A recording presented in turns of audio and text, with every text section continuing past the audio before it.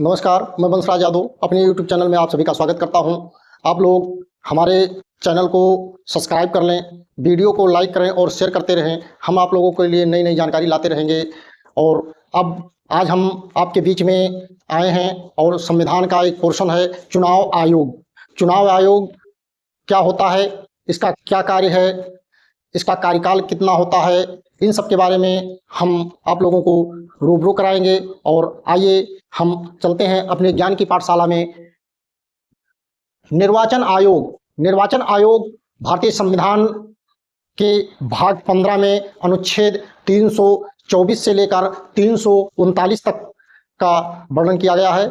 इनमें क्या क्या ये कर सकता है। तो चुनाव आयोग एक स्वतंत्र निकाय होता है या किसी के दबाव में या किसी के उसमें काम नहीं करता है।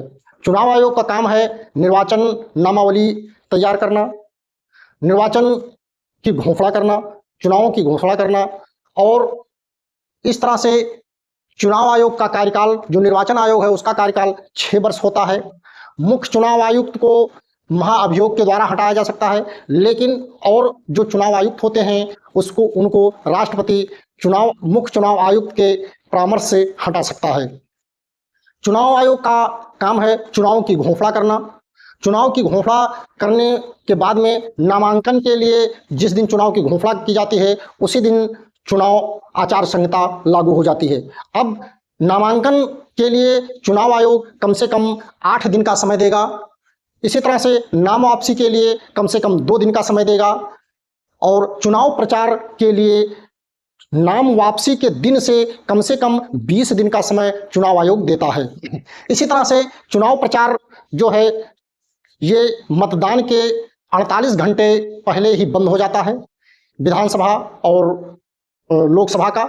इसी तरह से जो निकाय चुनाव हमारे हैं, नगर निकाय या पंचायत निकाय चुनाव जो हैं, उनमें चुनाव प्रचार जो है 24 घंटे पहले ही बंद हो जाता है। इसी तरह से जो हमारी जो वयस्क मतदाता हैं उनको पहले 21 वर्ष की उम्र में वोट देने का अधिकार था, लेकिन ये 61वें संविधान संशोधन 1989 में इन 21 वर्ष की आयु सीमा को घटाकर 18 वर्ष कर दिया गया है। राजनीतिक दल जो हैं वो भी चुनाव प्रक्रिया के एक अपरिहार्य अंग हैं।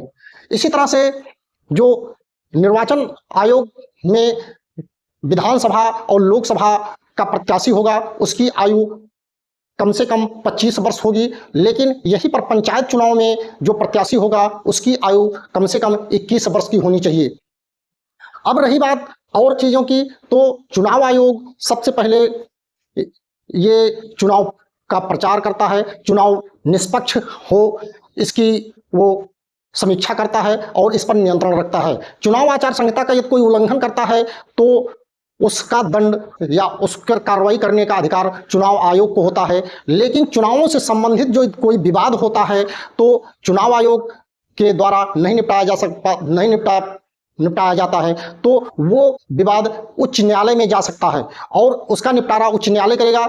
उच्च न्यायालय के विवाद को या उच्च न्यायालय के फैसले से यदि कोई पक्ष सहमत नहीं होता है तो वो सुप्रीम कोर्ट भी जा सकता है। सुप्रीम कोर्ट का निर्णय अंतिम निर्णय होगा, यही इसकी प्रक्रिया है। तो इस तरह से आज हम लोग चुनाव आयोग या निर्वाचन आयोग को देखें, निर्वाचन आयोग के कार्यकाल को देखें और इन सब को देखें। इस तरह से हम आप सबको नई नई जानकारी देते रहेंगे। आप लोग हमारे वीडियो को देखें, शेयर करें, लाइक करें और चैनल को सब्सक्राइब करते रहें। हम आपके लिए नई नई जानकारी जुटाते रहेंगे। धन्यवाद।